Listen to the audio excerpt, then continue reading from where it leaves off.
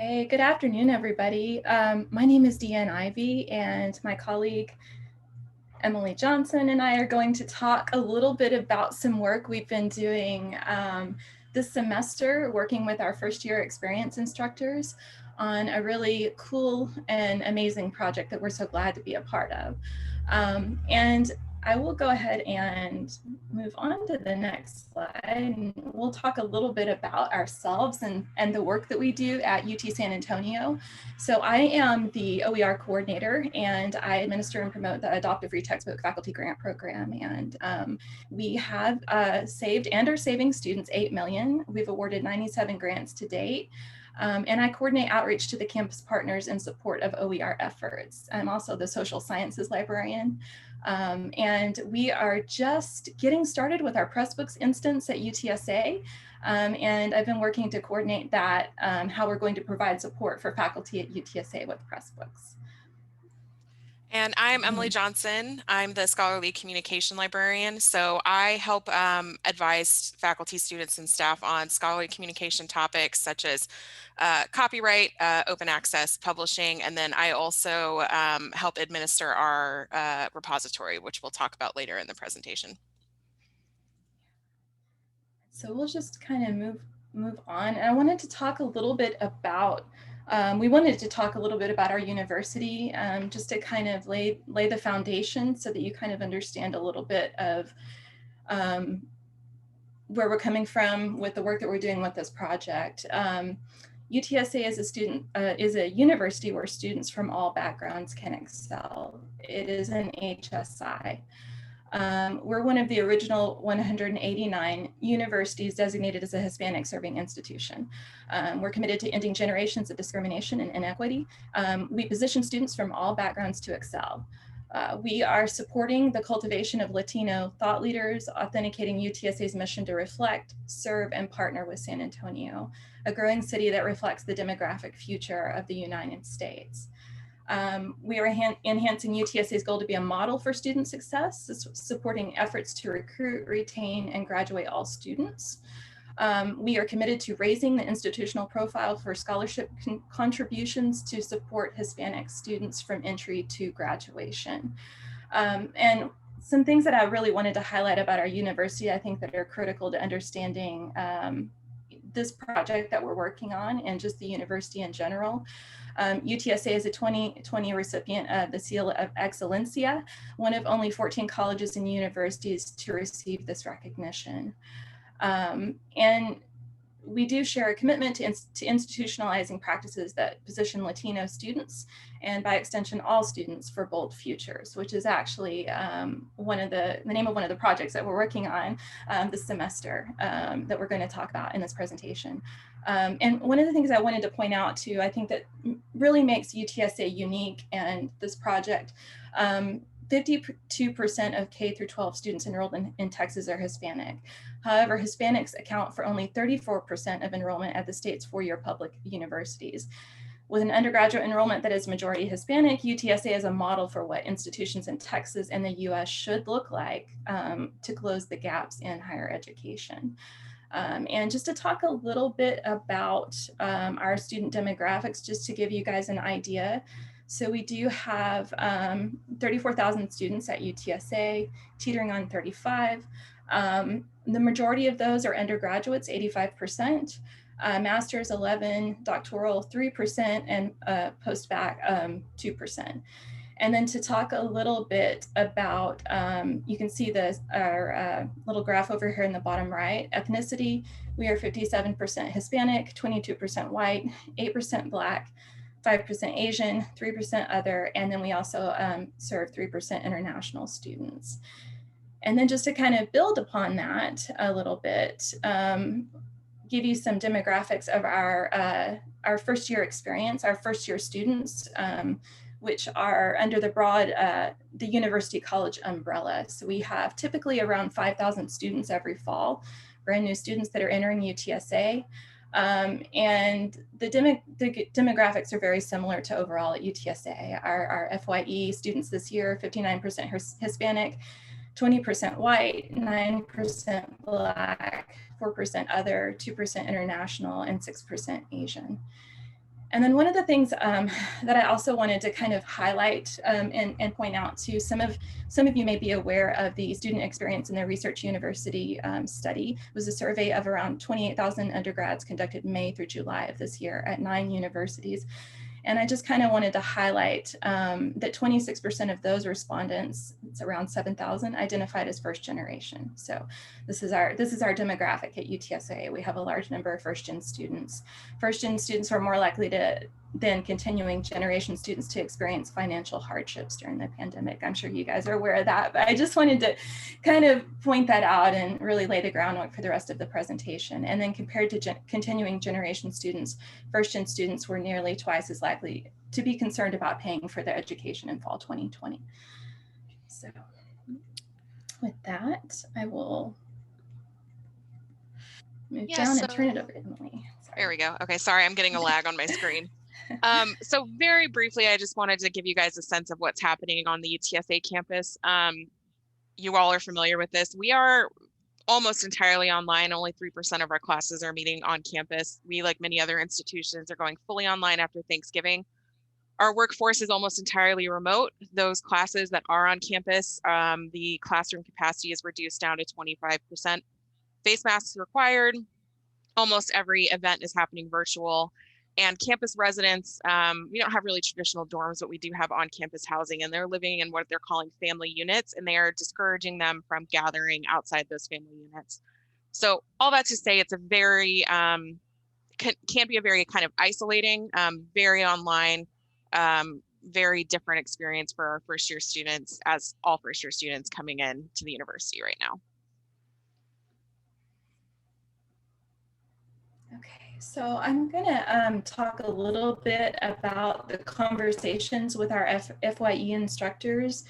And just to give you a little bit of background, in July, our library dean, our associate VP for academic innovation and our director of online learning reached out to the library because they were really excited about getting access to a product, and that product was Pressbooks. And we understood that they needed it for a project.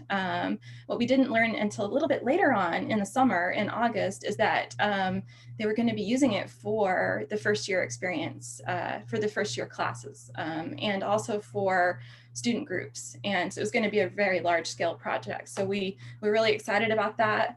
They're interested in creating OER for FYE students and documenting online learning during the fall 2020 is kind of the thrust behind it. And so what we did, because we were a little bit, not communicating as well as we would like, so we set up weekly meetings to determine their needs and kind of figure out more of what they needed from us and how we could better help them.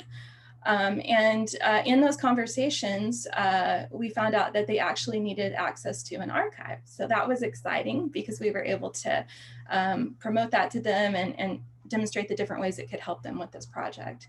And then so kind of thinking about the project a little bit, they needed a place to collect the materials, and then they wanted something to pull it all together with Pressbooks. So the conversations that we had were really valuable and very helpful for us really getting a better picture of the project and their needs, getting a better idea of that. So these conversations are ongoing. We are continuing to meet. In fact, we're setting up meetings through, as of right now, early spring of next year to kind of put together a community of practice where we can talk about supporting Pressbooks at UTSA and the different ways that our two campus divisions are going to partner. And it looks like it's going to be more of like a 50-50 partnership, kind of a little bit like the University of Arizona. If you guys know Cheryl there, she's awesome. And I reached out to her over the summer and she was tremendously helpful. And one of the things that we're doing, you can see this little image in the bottom right. Some of the things that we're talking about, and where we realize that there's a lot of overlap with our support that we can provide between our two divisions, but realizing that those are awesome opportunities for partnerships for better supporting our faculty that are using Pressbooks and interested in authoring OER. And out of the conversations, we also realized, and Emily and I worked on this together with our assistant dean, Posey Agard, kind of putting together a collection of resources to support faculty authors at UTSA's authoring OER. So this is a live guide, and we're continuing to add to it and build upon it. And let's see, I think I've covered everything with that. So I'll go ahead and move on. Let Emily talk a little bit about this. Yeah, so I'm going to give you some background about the projects themselves that we're working on collecting. So there's kind of there's two projects running kind of simultaneously. And the first one we'll talk about is the First Year Experience Bold Futures project. So this was the original project that was approaching Deanne and then me being brought in about kind of documenting this unique semester on campus and continuing on as it goes on too. So I have from their documentation some of their goals for this project. They really wanted to bring together classes, student organizations to come up with a common language around the first year experience at UTSA. They wanted to create a digital yearbook is what they call it for the freshman class. And then they wanted to do that through an OER by replacing a textbook, replacing an AIS, that's the courses, common textbook with this new kind of OER that's building off this textbook Words of Wisdom that they use. And they really wanted to not only focus on COVID, they wanted to focus on the first year students really thinking about the moment that they're in and how they can solve today's problems and talk about kind of ingenuity, entrepreneurship, and the fields they want to go into. So that's one project. That's all first year students. The second project that has come up that's very closely, they're running parallel to each other, is what they're calling right now the interdisciplinary project. This one's really cool. This one is uniquely about COVID. It is a partnership between different departments on campus where they are giving them the opportunity to express like their experience during COVID. They're starting with the history department. The students are writing kind of a living memory of how they're experiencing this. And then they're moving through different departments as the year goes on. English students are writing poetry about what the history students have said. And then that's going to be set to music by music students and so on and so forth. There's several different departments that are doing this. And their goal is to archive this experience of these students. And so again, because this Bold Futures thing was already happening, they approached us, they wanted to press books, and that's how we got into this whole conversation.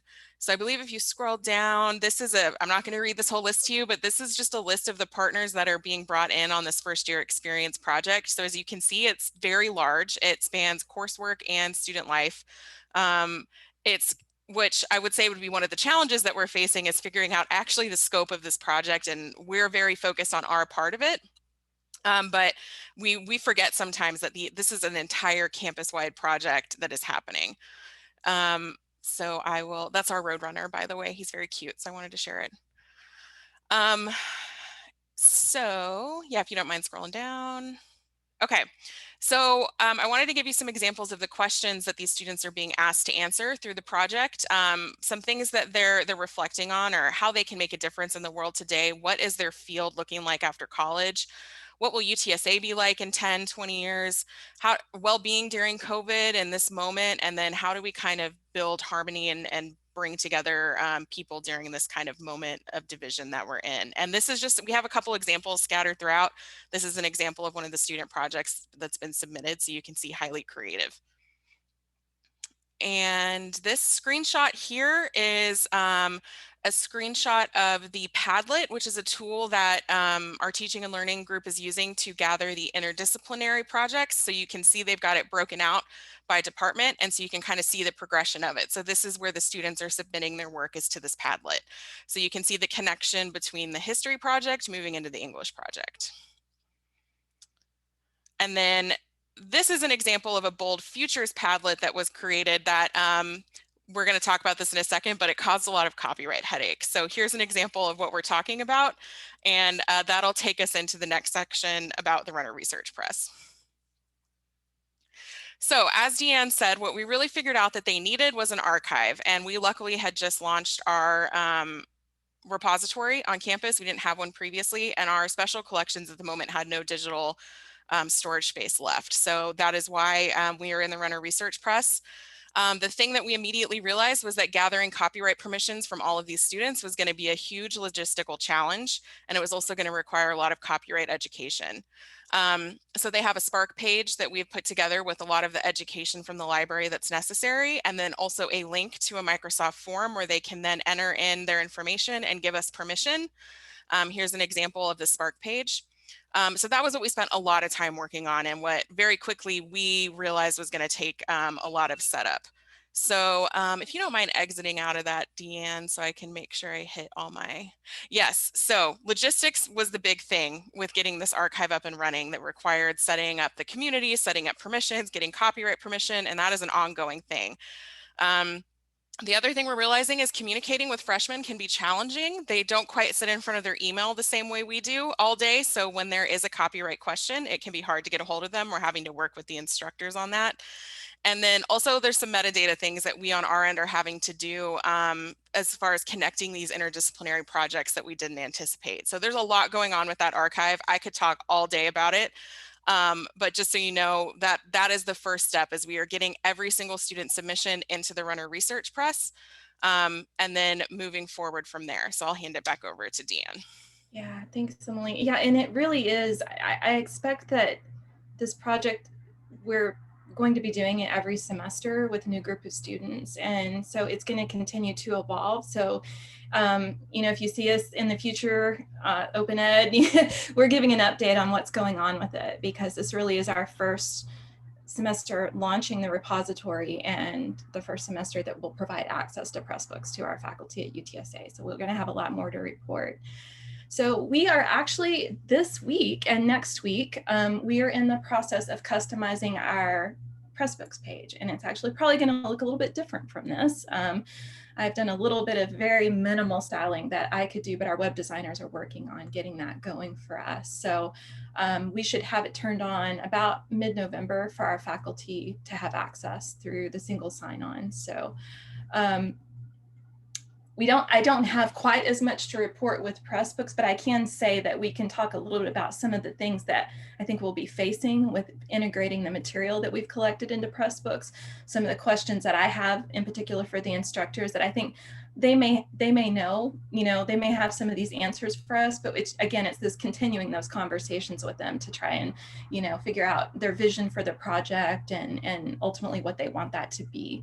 But they do want it to be a teaching tool. And so using open pedagogy practices, they'll be using the textbook that they create. What they're doing is they're trying to kind of model off of the words of wisdom. I know Emily mentioned this a little bit earlier, but I feel like it's going to be a completely brand new version of that, and it absolutely tailored for UTSA, where our students are giving their perspectives, like advice and reflections on their career that they're going into, and so much more. And documenting their experience learning at fall 2020 at UTSA. But we are continuing to talk about this, but it will definitely be our own, like, words of wisdom from UTSA students is kind of the vision here. So one of the reasons why the instructors really wanted to use Pressbooks, and they were in talks with Academic Innovation before they reached out to us, knowing that we have an OER program, a robust OER program at UTSA. They knew that it could accept different media types, but it really is truly perfect for what they're doing, because the students are they're creating Spark pages, and we can, you know, integrate clips of those into the Pressbooks. They are capturing audio. Some of them, we actually have one artifact already from a student. It's an audio clip, and we can integrate that in really nicely into Pressbooks.